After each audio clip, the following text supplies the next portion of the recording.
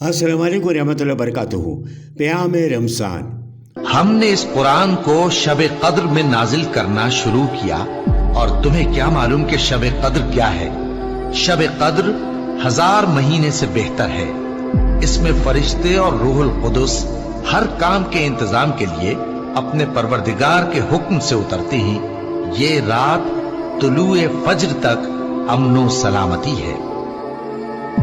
آج 26واں روزہ ہے اور جمعۃ الوداع یعنی کہ رمضان مبارک برکت اور رحمتوں کا آخری جمعہ ہے آج۔ آہب دل پہ ہے غم کا غلبہ، الوداع الوداع ماہ رمضان۔ قرآن پاک کی خوبصورتی یہ ہے کہ آپ اس کے پیغام کو بدل نہیں سکتے، ہاں مگر وہ آپ کو بدل سکتا ہے، اس میں کوئی شک نہیں۔ قرآن مجید ہماری پوری زندگی کو بدل سکتا ہے۔ قرآن مجید میں ہے کہ اگر ہم نے یہ قرآن کسی پہاڑ پر بھی اتار دیا ہوتا تو تم دیکھتے کہ وہ اللہ کے خوف سے دب جاتا اور پھٹ جاتا۔ اللہ تعالیٰ فرماتے ہیں کہ ہم نے اس قرآن کو نازل کیا ہے اور بلا شبہ ہم بھی اس کے محافظ ہیں۔ یہ ایک حدیث کی روایت ہے کہ رسول صلی اللہ علیہ وسلم نے قرآن کی عظمت اس طرح سے ظاہر کی کہ دنیا میں مال و دولت سے بھی افضل ہے۔ آخرت کی عظمت تو ظاہری ہے، اور قرآن مجید جس گھر میں ہوتا ہے، جس گھر میں اس کی تلاوتیں کی جاتی ہیں، اس گھر میں بڑی برکتیں ہوتی ہیں اور فرشتے بھی اس گھروں میں آتے ہیں۔ جتنی بھی گھر کی مصیبتیں ہیں، پریشانیاں ہیں، مسئلے مسائل ہیں، بیماریاں ہیں، لا تعداد مصیبتیں، وہ سب دور ہو جاتی ہیں۔ قرآن وہ کتاب ہے، وہ اللہ تعالیٰ کی، جو اس رمضان مبارک کی آخری راتوں میں یہ نازل ہوئی۔ ہمارے حضور پاک صلی اللہ علیہ وسلم پر بڑی برکت ہے، جو دین ایمان کی روشنی دکھاتی ہیں، سچائی کا راستہ دکھاتی ہیں۔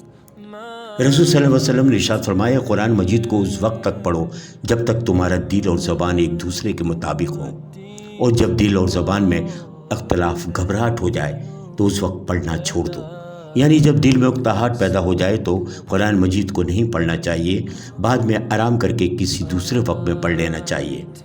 ایک روایت میں کہ حضرت عبداللہ بن رضی تعالیٰ عنہ نے بیان کیا کہ میں نے رسول اللہ صلی اللہ علیہ وسلم کو فتح مکہ کے دن دیکھا کہ آپ صلی اللہ علیہ وسلم سواری پر سورہ الفاتحہ کی تلاوت فرما رہے تھے۔ سبحان اللہ، کسی سواری پہ حضور پاک صلی اللہ علیہ وسلم سورہ فاتحہ کی تلاوت فرما رہے تھے۔ قرآن پاک کی تلاوت بھی ذکر الہی ہے۔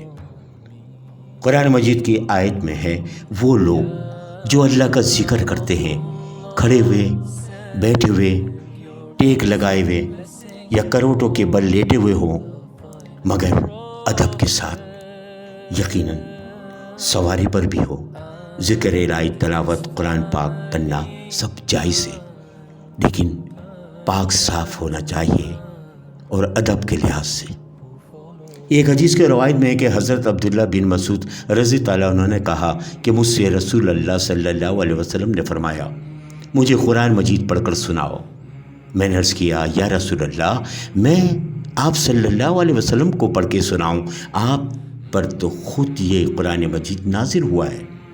رسول صلی اللہ علیہ وسلم نے ارشاد فرمایا، ہاں سنا دو۔ چنانچہ میں نے سورہ النساء پڑھی، جس کا ترجمہ ہے، پس کیا حالت ہوگی جب ہم ہر امت سے گواہ بلائیں گے اور آپ صلی اللہ علیہ وسلم کو ان سب پر گواہ بنائیں گے۔ جب ایک آیت پر ہم پہنچے تو رسول صلی اللہ علیہ وسلم نے فرمایا، بس کرو۔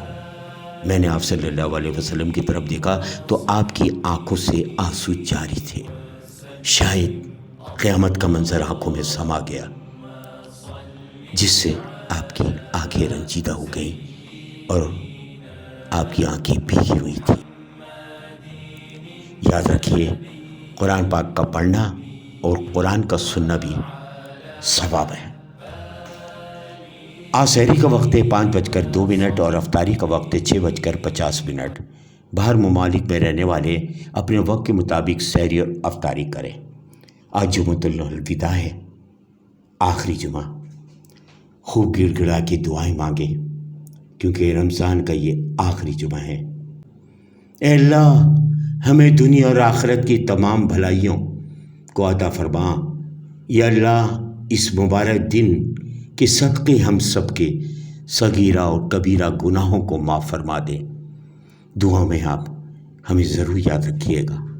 دعاؤں کا طلبگار سید محمد سلیم جلالی۔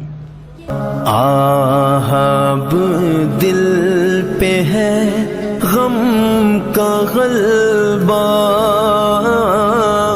الوداع